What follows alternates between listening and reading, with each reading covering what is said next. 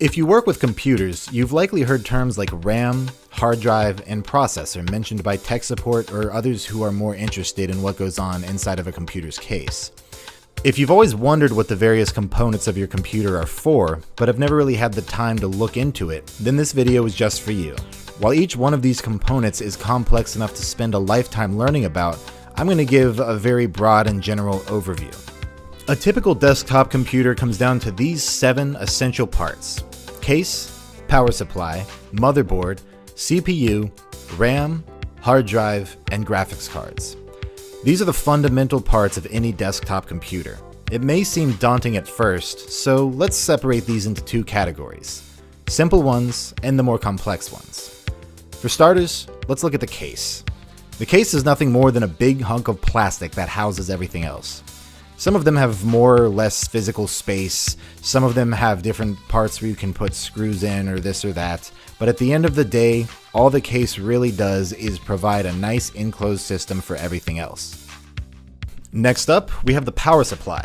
This part of your computer, almost always located on the bottom, is the part that plugs into the wall and provides all of the other parts with the electricity needed to do their thing. You can think of it as an extremely advanced AC adapter. The last of the simple parts to mention is the motherboard. The motherboard is a wide and flat circuit board that all of the other components plug into. It's the part that lets all of these components send electrical currents, composing data, between each other.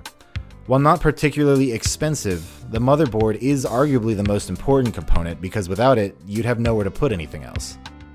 So that's it for the simple components. Now let's move on to the more complex parts, the ones that deal with data. The 4 main components to keep in mind here are CPU, RAM, hard drive, and graphics card. Now first things first, I'm going to establish some terminology. Keep in mind that CPU is also known as the Central Processing Unit, or processor. These terms all refer to the same thing. They are completely interchangeable. RAM stands for Random Access Memory and is often referred to as just memory. A hard drive is often referred to as a disk drive or storage. And a graphics card is also known as a GPU or graphics processing unit. For this explanation, I'll be using the terms CPU, RAM, hard drive, and graphics card. So let's start with the CPU. The CPU is where your computer does things. It isn't really capable of storing very much data at all, but it's very good at doing things with data. Quickly reading it, arranging it, doing the type of quick and massive calculations needed to run your programs. This is where most of your programs are essentially run from. It's often referred to as the brain of the computer. I personally don't like this description because really your entire computer is just a brain. It's just the center part of your computer's brain. Basically everything that happens in your computer goes through your CPU at some point. Now let's talk about RAM and hard drive at the same time because they have a very unique relationship, which is probably why people often confuse the two. Your hard drive is where all of your data is stored. When your computer tells you you're running low on space, it's because your hard drive is almost full.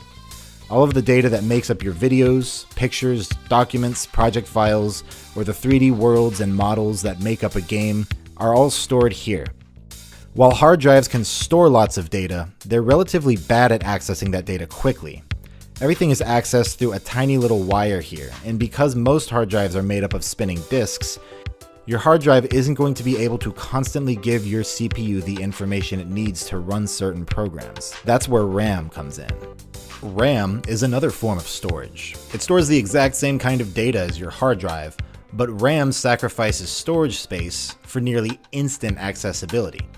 Unlike your hard drive, which sends all of its data through a tiny little thin wire, your RAM is arranged in these long, thin sticks that insert into your motherboard.